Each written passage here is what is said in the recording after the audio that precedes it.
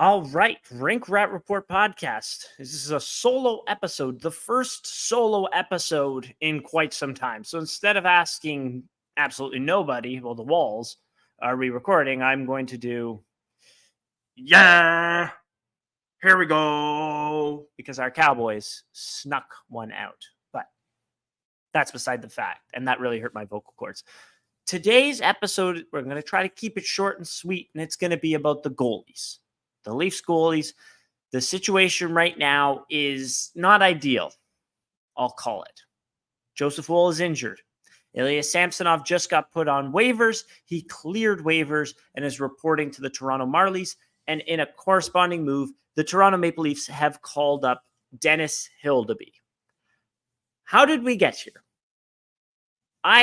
Because if you were to tell me that January 1st, we'd be sitting here and the tandem is Martin Jones and Dennis Hildeby, and not because Samsonov's injured as well, but because he's on waivers, I would have thought you were a crazy person. If that was your prediction from the beginning of the year, I would have thought you were a crazy person.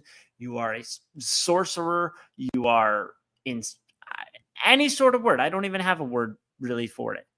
But this is just wild. How the heck did we get here? So let's back it up.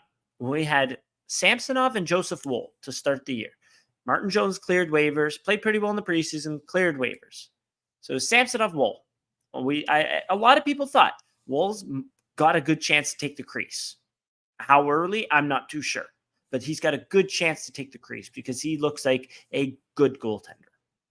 Samsonov continued to shoot himself in the foot over and over and over and over again. And Joseph Woll continued to have good game after good game after good game.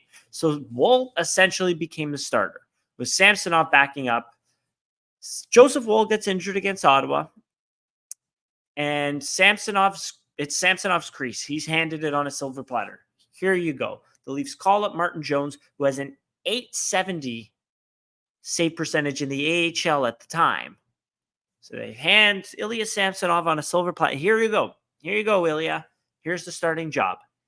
And he took it and slipped in the backfield and just some magically pulled out a gun and shot himself in the foot. He did not take it and run. I can't even call that a 0-yard run. That's not only a negative yardage play. That's just it's crazy how the downfall of Ilya Samsonov, watching that is just crazy. Especially I'm seeing a lot of people go back to my video of his best saves from the playoffs, I think it was, or his best saves from game 6, actually it was, and saying, how did we end up here? It's the mental game, man. This position is 90% mental, 10% physical, something of the sort there. That's how he's totally lost his mind, it seems like, but we'll get to him in a second. Now, so Ilya Samsonov has cleared waivers. Dennis Hildeby has been called up. What can we expect from Dennis Hildeby? Well, for starters, Sheldon Keefe has already made it clear he might start Martin Jones back-to-back in California because the Leafs have their California trip. They are playing the Ducks on Thursday, and I believe the Kings on Wednesday. I should have had this up. Oops. Whatever. Doesn't really matter. The Kings tomorrow. Kings Tuesday, Ducks Wednesday. You'd kind of think if Dennis Hildeby were to get a game on this trip, it would be Wednesday against the Anaheim Ducks, who are not that great of a team. They're 13-23-0. So maybe we see him there. But there is a chance that Martin Jones starts back-to-back. So there is that, right? But if Dennis Hildeby is to play, what can we expect of him? What's his style? Who is Dennis Hildeby? The Hildebeest, a 20-year-old fourth-round pick a couple of years ago, who's having a very strong rookie AHL season right now. I believe his goals against average is like 2.2. His save percentage is .919. It's gone down a little bit, but he's still looking pretty strong in the AHL. Now, how will that translate to the NHL? Because we've seen Garrett Sparks put up 936 in the AHL and then come to the NHL, and it was a bit of a rougher time. I'm not going to mince words. So I'm going to share my screen here. Hopefully it's not going to screw up too much, but this is what we can expect of Dennis Hildeby in the NHL. So number one, he's a massive goaltender. Just like take a look at the size of this guy. He is huge. He is 6'7". So he takes up a ton of net. He's about the size of Ben Bishop, right? So he takes up a ton of net. So when he stretches across, he's covering a lot more net than the average goaltender. So with that's a pretty good thing right there. I do like, I think he gets his feet set on shots, which I think is pretty important. When your feet are moving, you have, it can easily put you off center. It can easily get you not square to the puck. Also, it's just a lot easier to stop pucks when your feet are set and they're quiet as opposed to moving. I saw that a lot with Elvis Merzlikins last year. I think he's cleaned that up a little bit this year, which is why he's putting up better numbers. And that's keeping your feet set. He does a pretty good job of that. So his strengths are it's going to look kind of like a Ben Bishop-y style. Maybe even you could say like a Matt Murray. Matt Murray moved horribly laterally, but on one-on-one situations where it's him and the shooter, he was not bad. So there's that. I don't think Dennis is that great of a skater, and I will show that with this clip here. He's not a great skater. He's a huge goaltender. Like Joseph Woll, on the other hand, is a fantastic skater. Dennis Hildeby, he's going to stay deeper back in his net. As you can see in this situation here, the puck is up here and he's still skate against the post on his goal line there.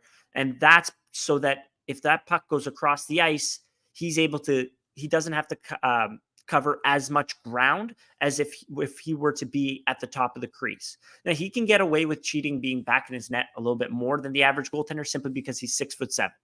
Here's a deficiency of Dennis Hildeby's game, though, when you watch this play. So the puck's up on along the boards above the top of the circle there. I'm going to click play.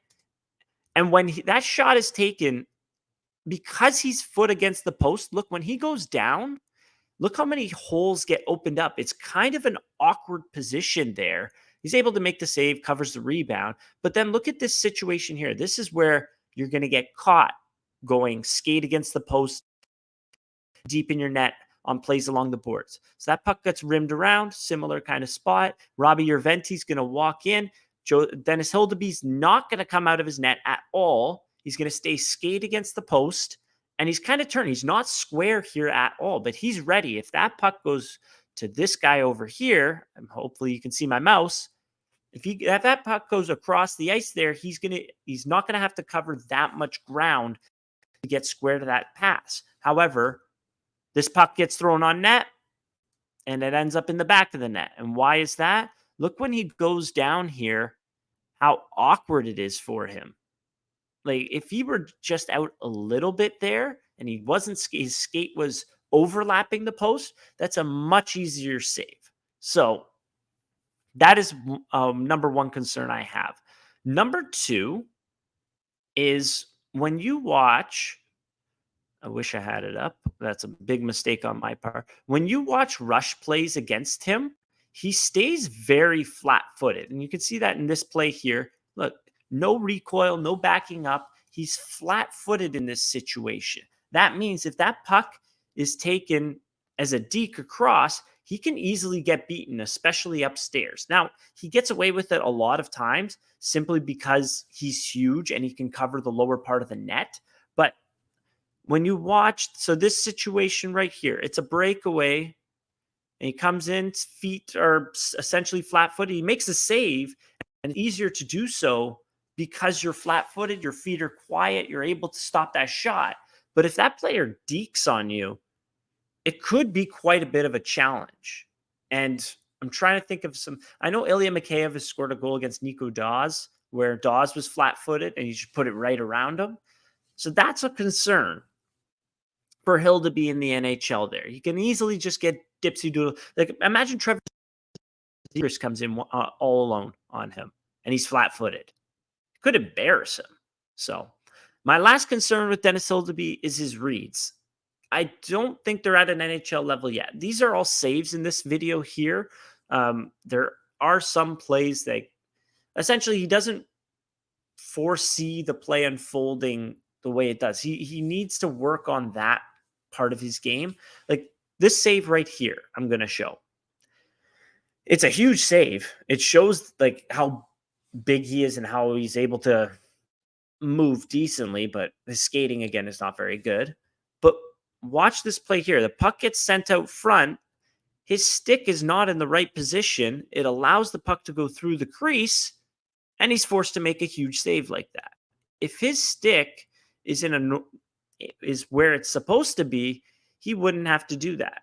This is another huge save here. Just look how big he is, and look, it didn't take much, and it wasn't moving very well. But look how much space that he just took up just by stretching across there. I'm going to play that one more time. Pass goes across. Boom. Huge glove save.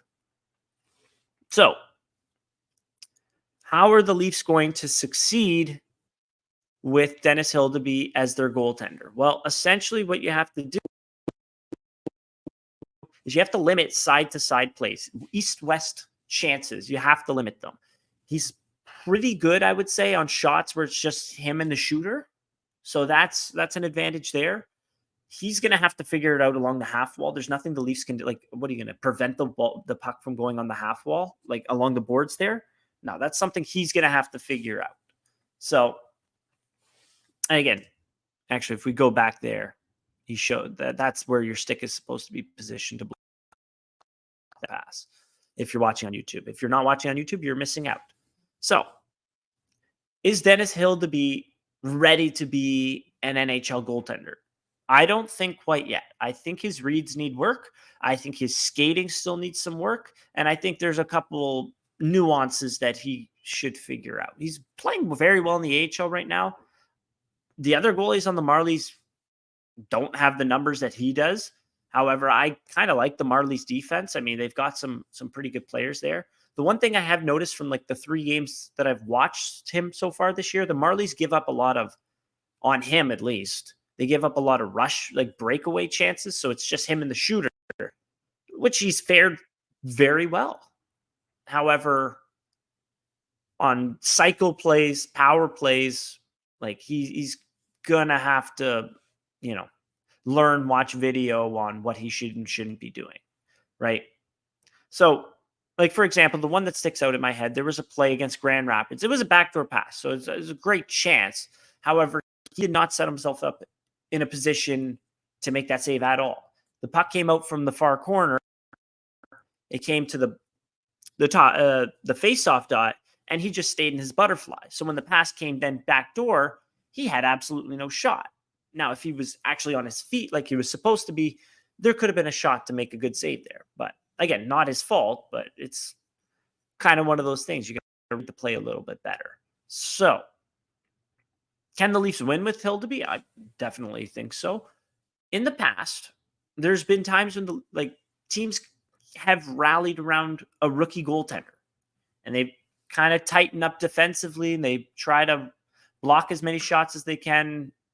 It's that extra little bit of juice. Think of Eric Shalgren's first 2 games as a Leaf. I think they did a really, really good job of limiting, again, east to west plays and such like that. And I think they played pretty well in those 2 games too. Joseph Woll's first game against Buffalo, I mean, he gave up 4. It was a bit of a shit show, but I don't think they played that. I think they tightened up pretty well in front of him. Just Joseph Woll didn't have that great of a game. Another example, I think of Ben Scrivens' first start. That goes all the way back to 2013. But then you get into, well, this is not a guarantee. Kazimir Kaskasuo gave up a 6 spot. He got rinsed in his first ever start and his first career NHL start, and it was with the Leafs. I don't know if you remember. I think it was November 18th, Pittsburgh Penguins. They lost like 6-1. Just no juice for the new guy. And that was his last game as Toronto Maple Leaf, which is very unfortunate. Another disastrous first start, UC Renus in 2012 gave up 7 on 30 shots. 7. So don't worry, Casimir. Your 6 spot's not the worst ever first start as a Maple Leaf, or first career NHL start. I don't know how you would word that, but that's okay. I think I had another. Oh, Garrett Sparks. That's another good rally around story for a first career start. His first start, the Leafs gave up 15 shots. Now, it was against the dog-ass Edmonton Oilers at the time, which I think they went on to finish almost near last place. But Garrett Sparks had 15 safe shutout that game. Not bad. Rally around the goaltender. So, like, you got to just fingers crossed, hope and pray that it's the first career start is closer towards the Garrett Sparks, Ben Scrivens, Eric Shalgren point of the spectrum, and not really the UC Renus, Casimir Kaskasuo, who are actually coincidentally both Finnish. So do the Leafs hate Finnish goaltenders? My call. Well, luckily, Hildeby is Swedish. So what to expect from him? He's not quite ready yet. He's big, takes up a lot of net. Like, he's going to play the style. I'm not saying he's Ben Bishop. Style of Ben Bishop, that slower, deeper in your net, take up a lot of net kind of style. I can stop sharing. I don't know why we're just looking at my laptop there.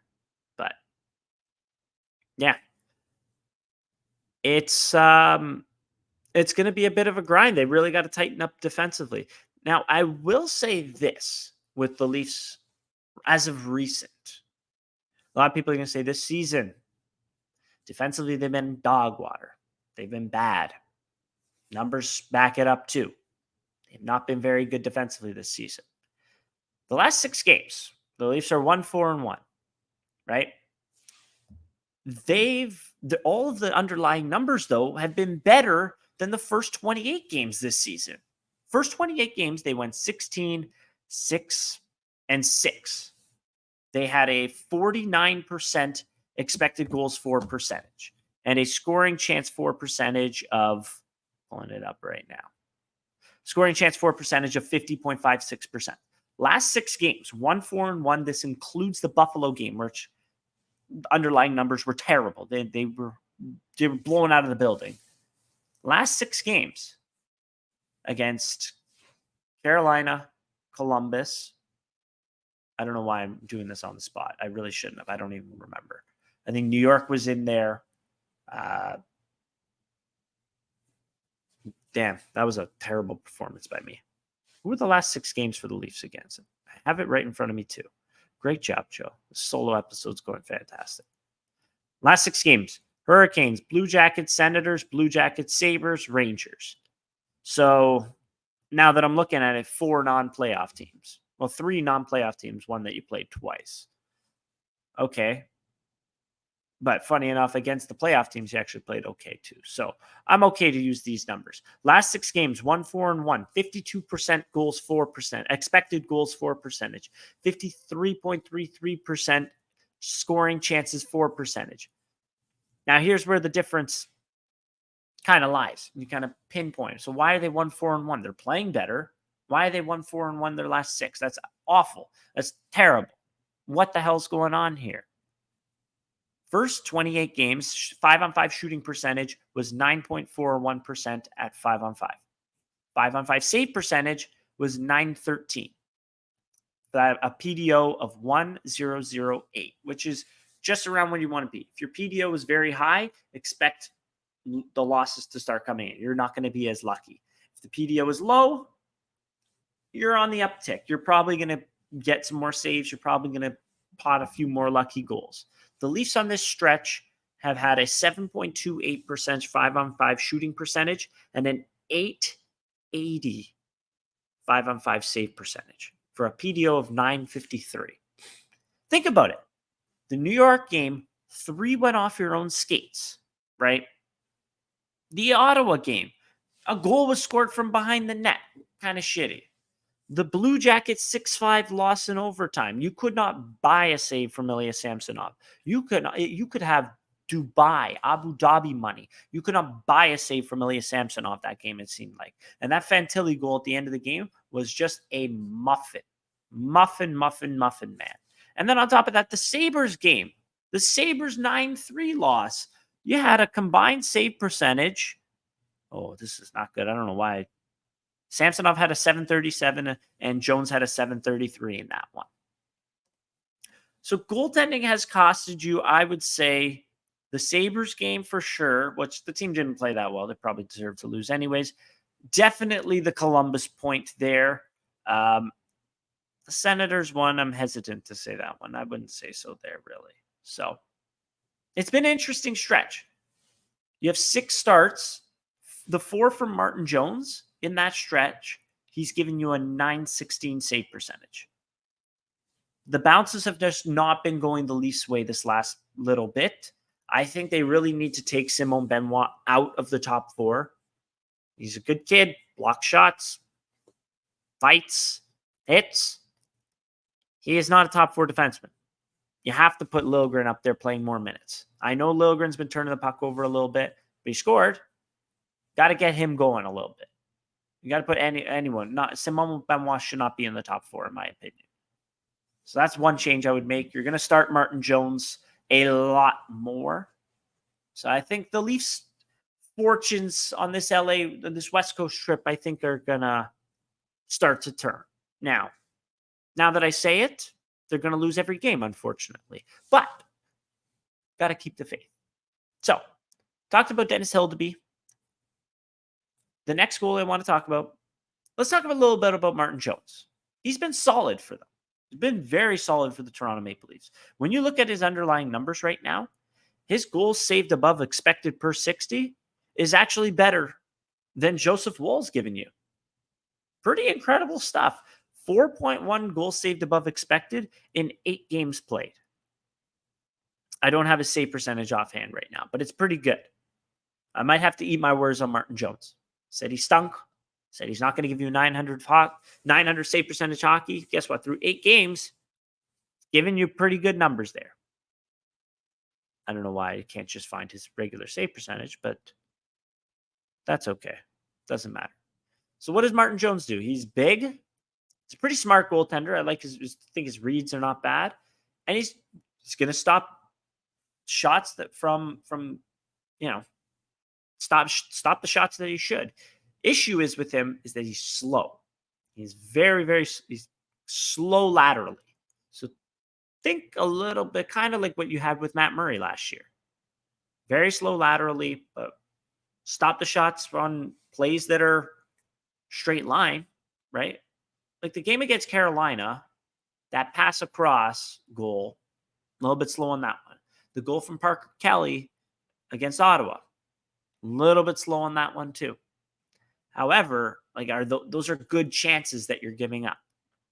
So Martin Jones has been pretty good. You limit the east-west plays, he's going to stop the puck, it seems. And hopefully this keeps going. But now that I've spoken into existence, it probably won't. I'm sorry. That's just the way that the universe works. Everything I say, the opposite happens. So I want to close this out.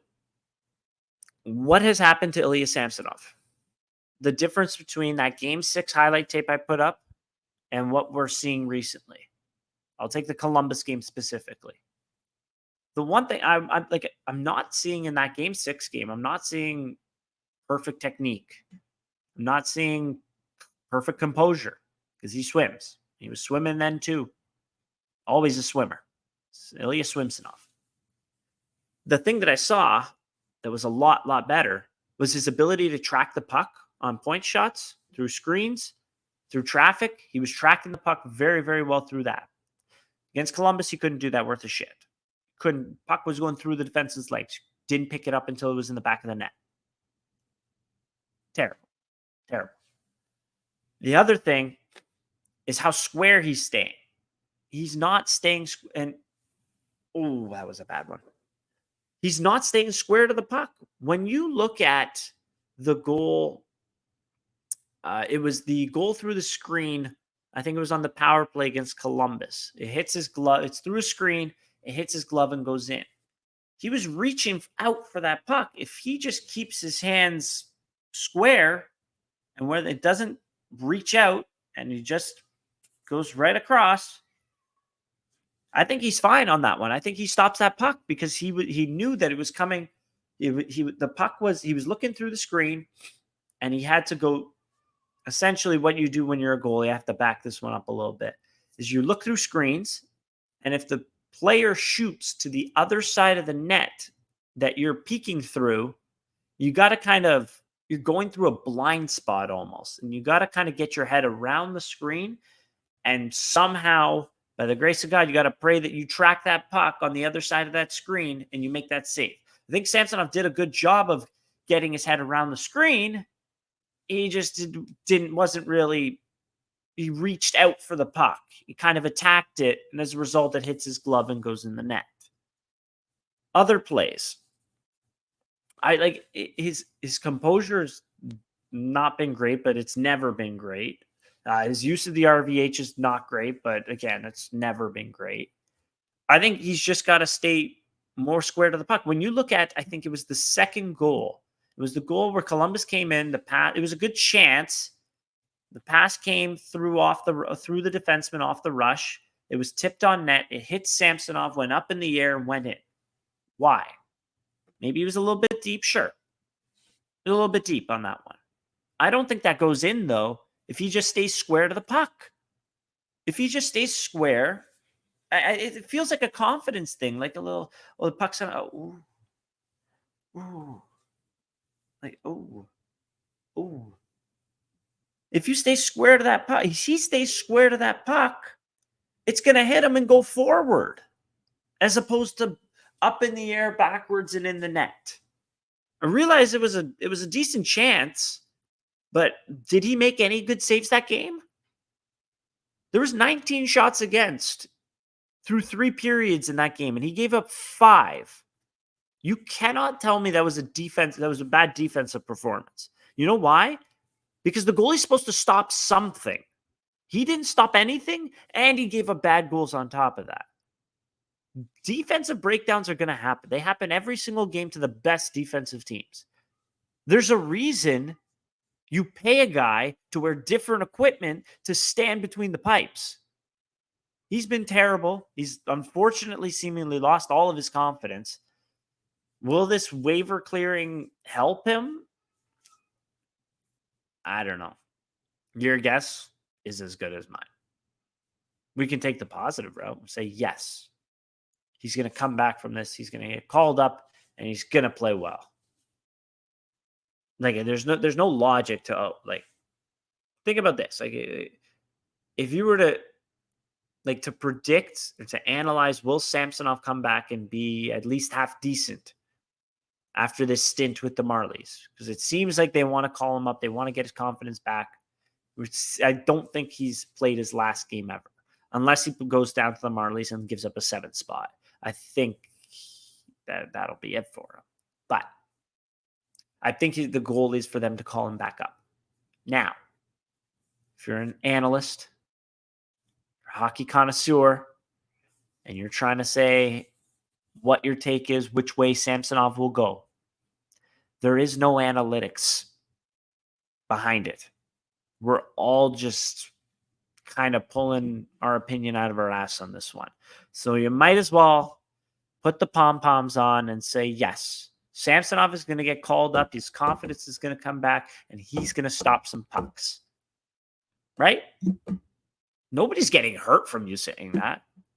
Nobody's losing their job. Maybe people turn off this podcast if I start saying that. But I don't feel right continuing to rag on the guy. Said my piece about that Columbus game. Some awful goaltending. We'll move on. Now we'll see what happens with the Marlies. I'm not sure if he's going to play a game or not, but he's down there with them. He's working with the coaching staff. We'll see what happens. So, in summation, Martin Jones, been good. Looked good. A little bit slow, though. Actually, pretty slow. Dennis Hildeby, even bigger. Even bigger than Martin Jones. 6'4" Martin Jones is dwarfed by him. 6'7" Dennis Hildeby. Pretty slow.